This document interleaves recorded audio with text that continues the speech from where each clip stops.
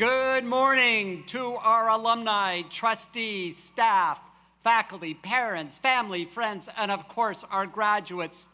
Welcome to the commencement for the great class of 2024.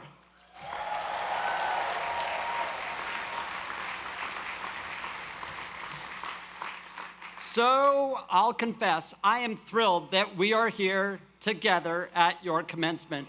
This moment, I know, is something you have been waiting for, dreaming of, not just for 4 years, but from the moment your high school graduation was scuttled by COVID and you were forced to celebrate that momentous achievement in your living rooms. You made it. We all made it here.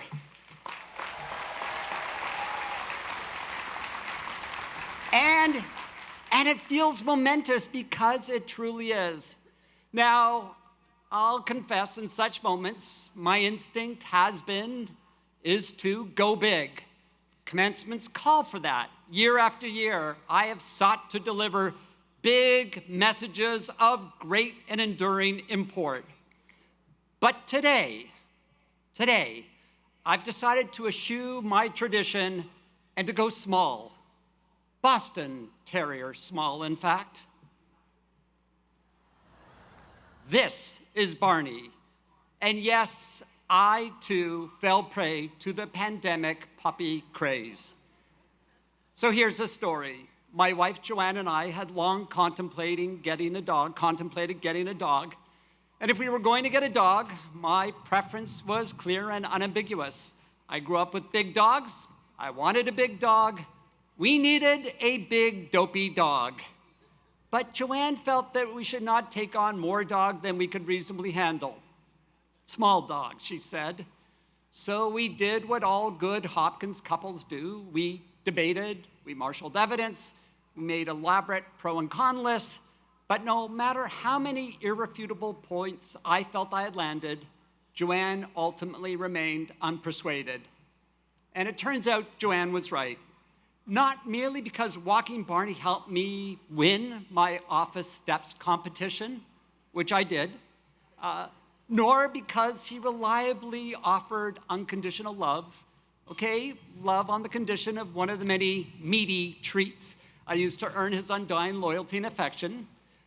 Barney did something far more powerful, in fact, but it took me a minute to fully appreciate the Barney effect, the Barney legacy.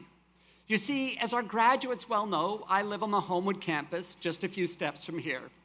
And when I first took Barney on walks, Homewood was a COVID ghost town. Silent quads, Gilman Tunnel bereft of any activity or posters, no stray Mo sticks dropped after a late-night uni-mini run for Barney to wolf down. Now, of course, Barney didn't understand the sheer scope of loss this signified for all of you, of the delayed in-person start to college, of friendships made in real life, and of campus traditions experienced, well, here on campus. Barney's calculus was far, far simpler. I won the doggy lottery. This campus rocks acres and acres of my very own personal dog park. And then you came back, and suddenly there were people, and Barney loves people, and the people flocked to Barney, members, of course, of this class included. Running across the quad or stopping dead in the middle of a spike ball game, you would approach Barney and we'd be halfway through a conversation before you realized I was on the other end of the leash. This is how I learned more than any president should ever know about what really goes on in the AMRs. As Barney savored the attention, I got to savor the conversations. The small moments of paying close attention to the details of your lives. Whether you were sharing an update on your Orgo exam, regaling me with a tale of a goal scored on Homewood Field, or sheepishly confessing that after that infamous 2022 Spring Fair concert, you too had been felled by the dreaded meek virus. It's fair if at this point in the proceedings, you are wondering, why is the president waxing poetic about walking his dog during my long-awaited commencement ceremonies. It's not because right now we could all use a little bit of your furry cuteness in our lives, and it's not only to advocate for the benefits to me or to you of meaningful connection, though the social science literature provides ample evidence that social connection is critical for well-being, longevity, and mental health. Rather, I share this story because the lesson I learned from you time and time again was how these seemingly small interactions made us so profoundly human to one another in ways that I might have missed if I had not been Barney's human. I was able to see you in your element in the midst of your day. And I saw time and time again, this class is made up of some truly remarkable people, each with their own moments of joy and laughter, of triumph and accomplishment, and yes, even a sense of disappointment and dashed expectations. Indeed, I think it's fair to say, this class knows dashed expectations like no other. You ended your high school years in your bedrooms and began college the same way. You missed out not only on high school graduation, but on the traditional start to college, in which you found yourself thrust into new relationships with roommates, connections with new professors, conversations over brunch at FFC. You missed the first year formal, Oktoberfest, and your first lighting of the quads. And it is true. It's true. You'll never get those moments back.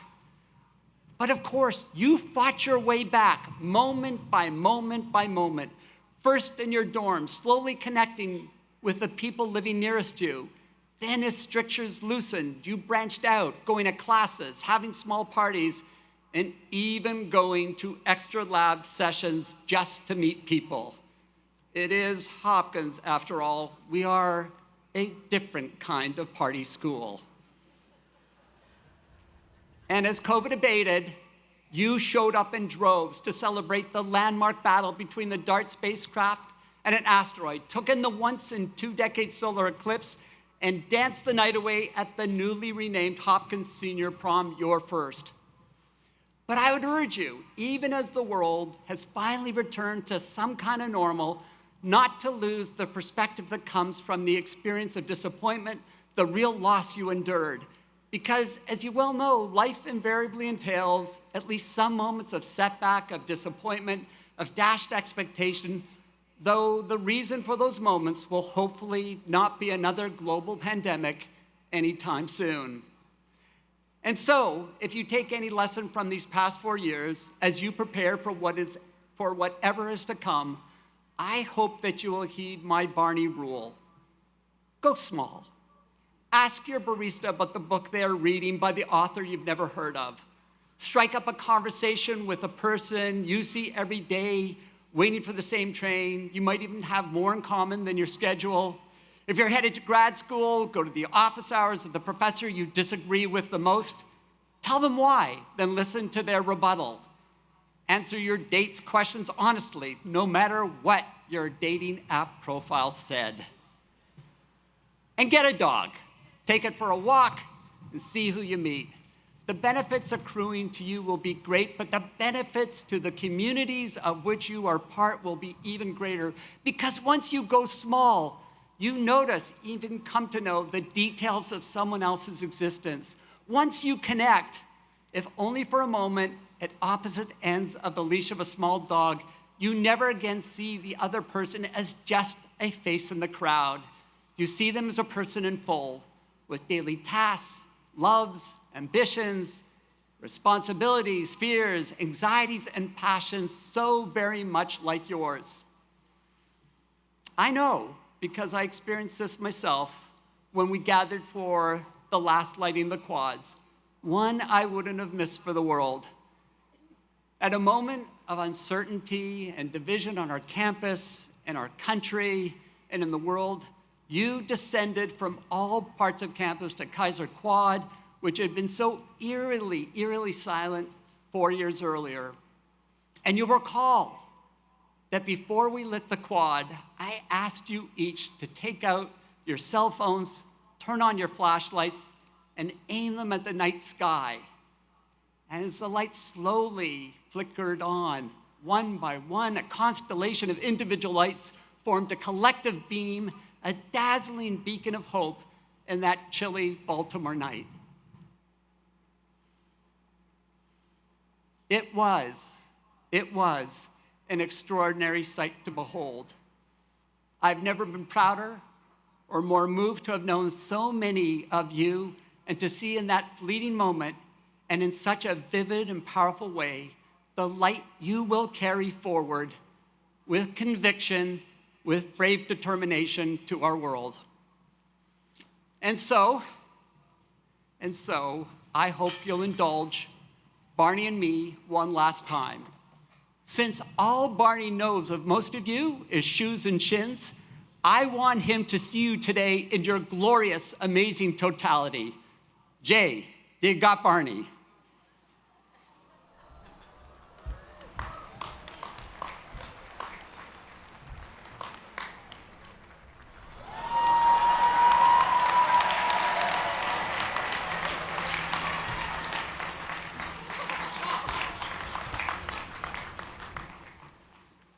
We knew the hat thing wasn't going to work, but we tried.